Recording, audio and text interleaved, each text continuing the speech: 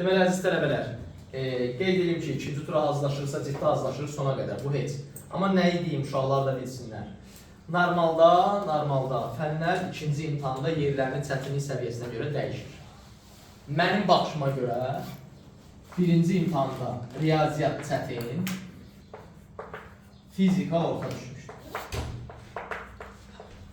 Bu mənim baxışımdır, statistikada onu göstərir. Uşaqların yazmasında onu göstərir. Və ikinci imtahanda da informatika 1-2 sual çıxma şərtləri elə də çətin görürüm. İnformatika elə də çətin görürüm. Düzdür, informatika müəllimləri daha yaxşı deyə ki, durumdayız. Amma kimya çox asandır.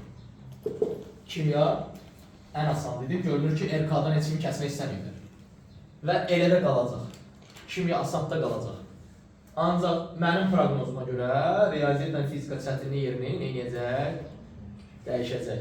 Yəni fizikanı daha çətin, riyaziyyatı isə orta yerləşdirəcəklər. Bunların yerini dəyişdirəcəklər. Bunun da bu bir.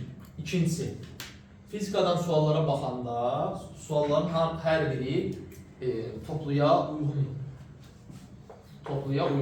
Yəni bunu da uşaqlardan bəziləri deyər ki, yox. Mən elə təkcə onlayn qrupunuzdan bir 10 nəfər 30-30 göstərə bilərəm. Ki 30-30, orada da 30 olur, burada da 30 olur. Aha, yəni heç bir nöqtə qoyulur. Deməli uyğun olub ki, elə olur. Amma riyaziyyatdan 30-30 yazanlar azdır, çox azdır. Bir-iki nəfər var, onların da hamısı deyir ki, onlar deyir 30-dur, mən yoxlayıram, deyirəm yox, bəlkə isbatda yedirlər. Qısası, riyaziyyata hazırlaşarkən necə hazırlaşmalı uşaqlar? Riyaziyyata hazırlaşarkən başa düşür ki, riyaziyyatın sualları toplunu təkrarlanır. Toplu sizə sadəcə olaraq sürətinizi yoxlamağa göstərir. Yəni orada elə suallar var ki, heç bir testdə rast gəlməyiz. Sualları götürürlər hardan? Topludan, təkrarlaması da oxşarları ola bilər. Götürürlər məktəb kitablarından.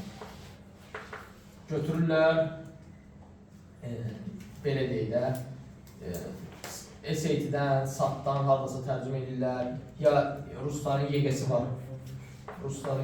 var. Oradan götürürlər. Yəni, haradan gəldi, o sualları neyirlər, götürürlər. Siz də oturub bütün kitabların testlərini axtarsaz, başlasaz axtarmağa, bu mümkündür ki, siz hamısı işləyirsiniz. Bu mümkündür.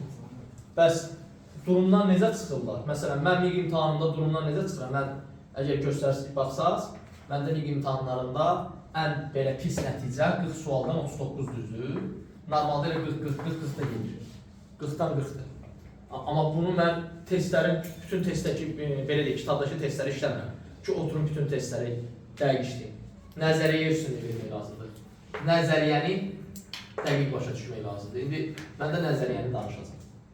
Nəzəriyyəni dəqiq başa düşən, testlərlə də sadəcə məşq edib yoxlaya bilir ki, mən bu nəzəriyyəni anlamışam, yoxsa yox. Anlamışamsa problem olmayacaq o mövzuda. Və nəzəriyyəni dəqiq başa düşürük, qutardı getdik. İkinci imtahanda artırmaq olur, suallar uşaqların bəziləri deyir 50 bal artırmaq olur, 60 bal. İstənilən bal artırmaq olur, baxır sənin oxumağına. Məsələn, mən yazımdadır ki, sınavlarımın birindən 555 yığmışdım.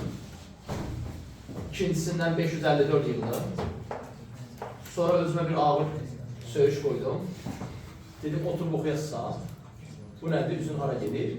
Və üçüncü sınav 14 gündən sonra olmuşdu, 2 həftə sonra. Orada da nə yığmışdım? 666. Yəni 550 söyüşüm yoxdur. Aha, deməli o gönlə ağır sözlər. 550 yazdım. Biraz laf ağırlarına keçmədim. Yəni gördüyünüz kimi mümkündür bu, mümkündür. Təkcə mən tələbələr tanıyıram ki, bizim qonşumuz vardı Firuz, birinci il kəsilmişdi. 203 il 204 bal idi. Dəqiqən 200 neçə edirsə. Birinci il 203 ilə kəsilmişdi. İkinci il 626 ilə daxil oldu. Aha. Deməli, məsələ nədən ibarətdir? 203 ilə kəsilib, sonra 603. Hər şey öz əlimizdədir. Və yəni bir yaş məndən böyükdür, amma mənə eyni vaxt oldu. Kəsildi. Elə bir mənim ilmə keçir. Yəni görsən, nəticə ciddi fərqli. Bu mümkündür, ciddi fərqli yaratmaq olur, amma hər şey sizin öz əlinizdədir uşaqlar. Bəs bunu dayandıraq, başlayaq dərsə.